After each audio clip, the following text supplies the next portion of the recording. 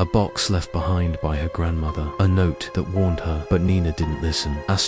When Nina's grandmother passed away, she left behind a single box, old wooden, and locked tight with a rusty latch. It wasn't big, but it was heavy, the kind of box that seemed like it held something important. Taped to the top was a note, in shaky handwriting. It read, "Don't open it." Nina stared at the note for a while. She thought it was some weird family joke, maybe her grandmother's way of keeping her curious. After all, her grandma was always a bit eccentric, but curiosity gnawed at her. For a moment, she hesitated, but then she laughed nervously and placed the box on her shelf. She didn't open it, at least, not right away. For the first few nights, there was nothing, no sounds, no strange occurrences, just silence. But as the days went on, Nina started to hear it, tapping, soft, slow taps, coming from the shelf where the box rested. At first, she thought it was just the house settling, but the tapping grew louder each night, a rhythmic sound that made her skin crawl. The worst part, sometimes the box would shift on its own, just a little, as if something inside was trying to move. Nina tried to ignore it. She convinced herself it was all in her head, but one morning, she woke up to find the box on her bed. The latch was undone. The note was gone.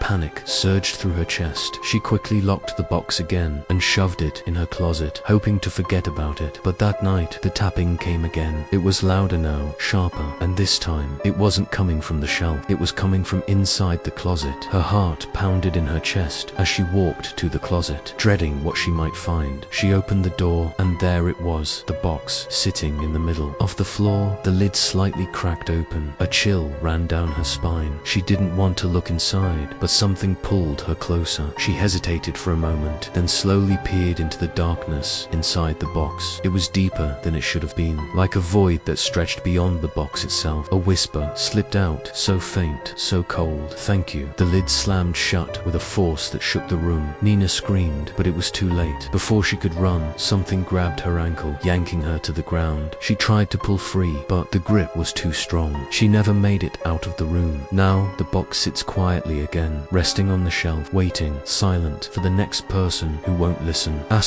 Would you have opened the box? Let me know what you think in the comments below.